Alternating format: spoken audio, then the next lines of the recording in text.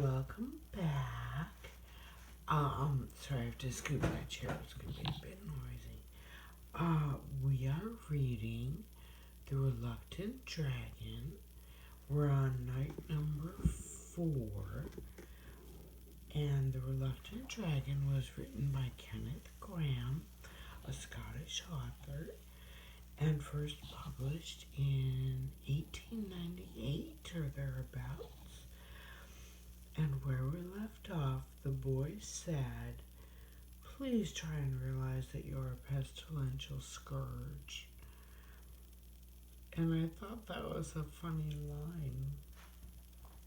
So where we begin tonight on night number 4 is here.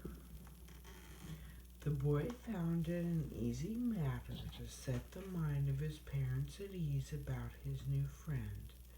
They had always left that branch to him, and they took his word without murmur. The shepherd was formally introduced, and many compliments and kind inquiries were exchanged.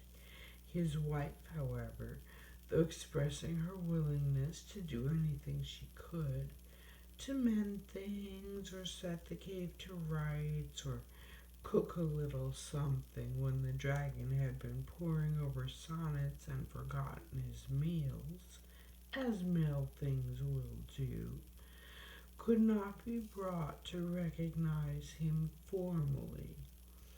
The fact that he was a dragon and, quote, they didn't know who he was, seemed to count for everything with her.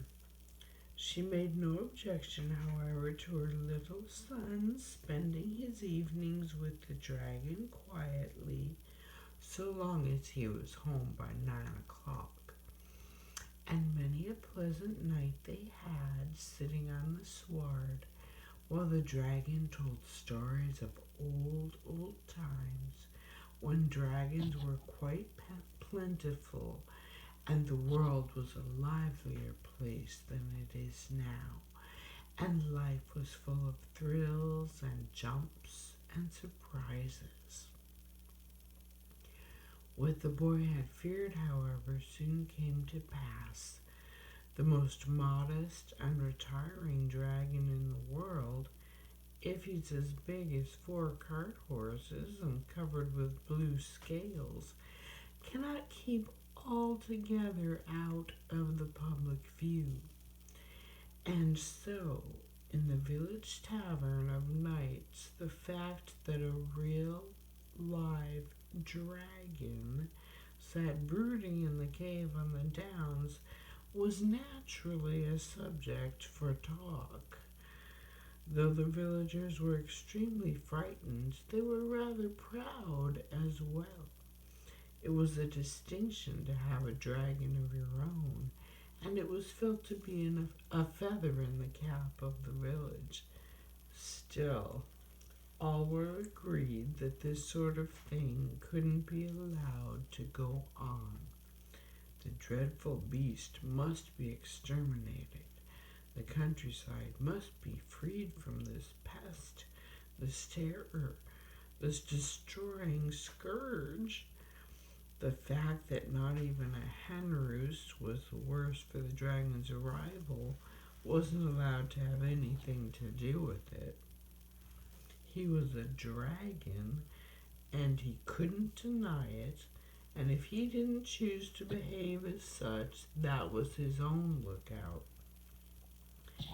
But in spite of much valiant talk, no hero was found willing to take sword and spear and free the suffering village and win deathless fame, and each night's heated discussion always ended in nothing.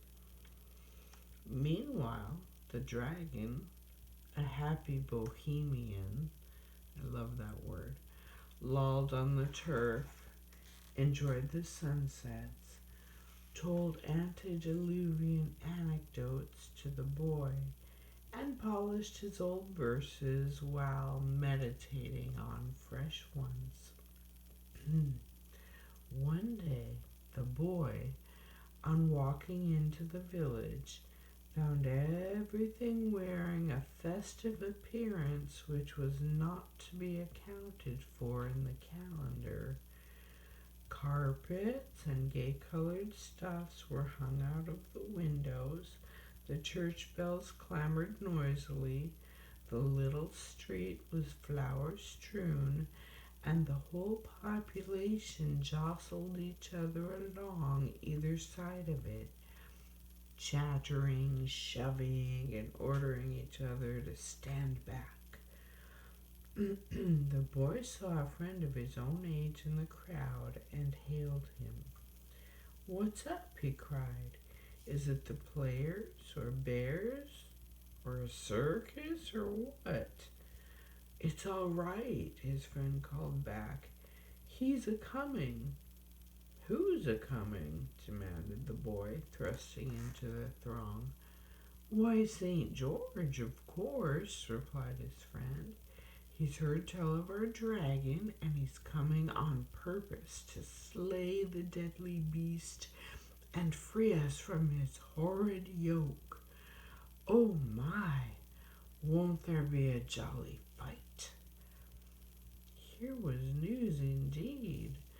The boy felt that he ought to make quite sure for himself, and he wriggled himself in between the legs of his good-natured elders, abusing them all the time for their unmannerly habit of shoving.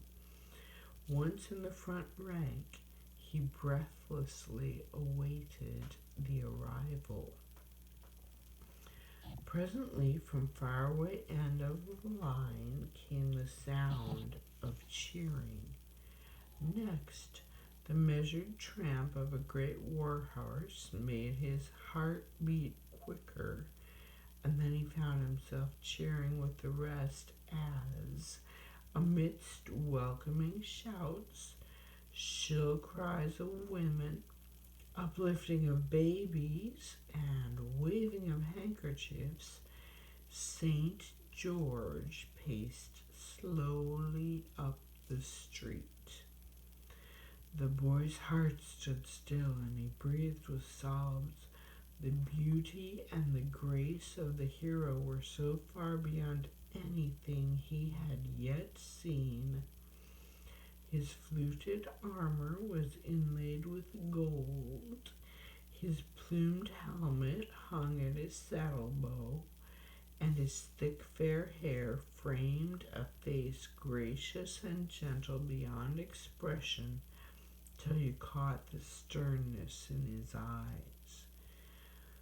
He drew rein in front of the little inn, and the villagers crowded round with greetings and thanks and voluble statements of their wrongs and grievances and oppressions. The boy heard the grave, gentle voice of the saint assuring them that all would be well now, and that he would stand by them and see them righted and free them from their foe. And then he dismounted and passed through the doorway, and the crowd poured in after him. But the boy made off up the hill as fast as he could lay his legs to the ground. And that is where we will stop for this evening.